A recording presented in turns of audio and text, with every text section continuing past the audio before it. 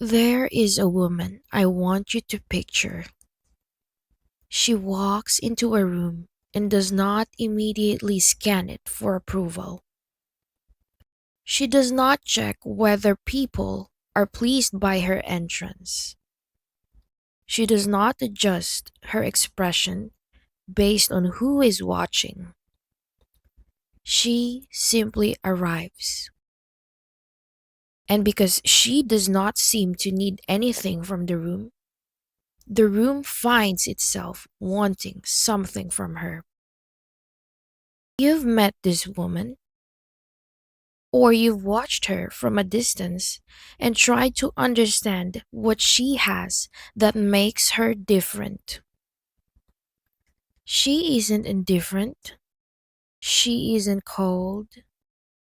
She cares deeply about the right things. But she has severed one specific wire, the one that connects her sense of self to other people's opinions of her. And that one severed wire changes everything.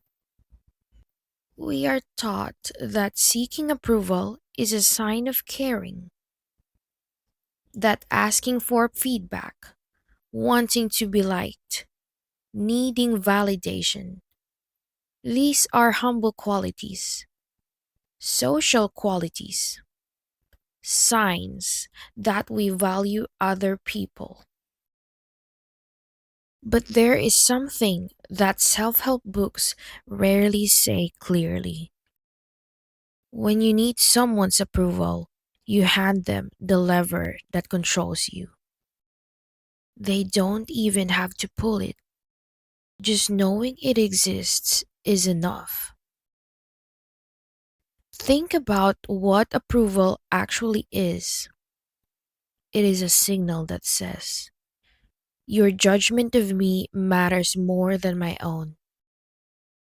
And once you establish that hierarchy, once you let someone know that their opinion can move you, can change what you do, can make you feel worthy or unworthy, you have given them something they never had to earn. The most dangerous thing about this is how invisible it is.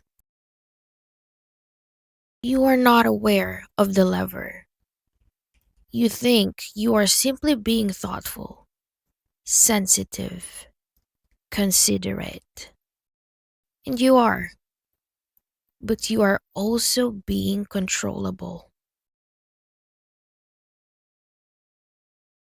Cleopatra did not petition Rome for legitimacy. She did not ask Rome's permission to rule. She did not present herself for Rome's evaluation. She did not soften herself or reshape herself to meet Rome's standards of what a female ruler should be. She declared herself divine. She aligned herself with the goddess Isis. She spoke directly to her people in their own language, the first of her dynasty to do so.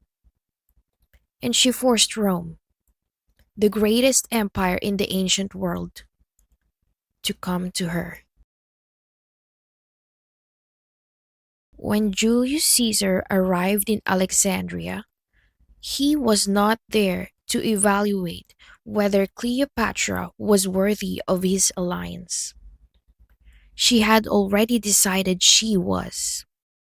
He was there because she had made herself impossible to ignore. What would have happened if she had waited for Rome's approval? If she had adjusted herself to fit their expectations of what a woman leader should be? If she had shrunk herself down to a shape they recognized? She would have been managed, perhaps removed, certainly diminished.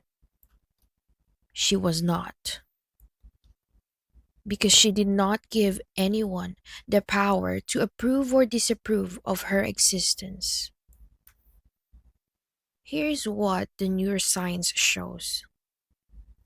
The human brain has what researchers call the social approval circuit, a reward pathway that releases dopamine when we are accepted, praised, or included. And it releases cortisol, the stress hormone, when we sense disapproval, exclusion, or rejection. This was useful when we lived in small tribes and being cast out meant dying. Social approval kept us alive. But here's what no one tells you. People who are highly attuned to this circuit, people who feel its pull most strongly, are also the most predictable. Because if I know that your approval circuit is active, I know exactly how to move you. I praise you when you do what I want. I withdraw approval when you don't. I let this silence after something I disapprove of do my work for me. This is not conspiracy. It is how human relationships naturally operate when one person needs more. I want you to think about a specific version of yourself. The version that changed something. Your opinion, your plans, your appearance, your way of speaking. Because you sensed disapproval from someone whose approval you were holding on to. Maybe it was a partner, a parent, a colleague, a group of people you wanted to belong to. You may have told yourself you were being flexible, considerate, mature enough to handle feedback. But there is a difference between changing because you genuinely see something better and changing because you cannot bear the feeling of someone withholding their approval of you. One is growth, the other is control, dressed as growth. The question is not whether you ever changed for someone else. Everyone has. The question is whether you can feel the difference between who you are and who you become when someone's approval is on the line. You were not born needing anyone's approval.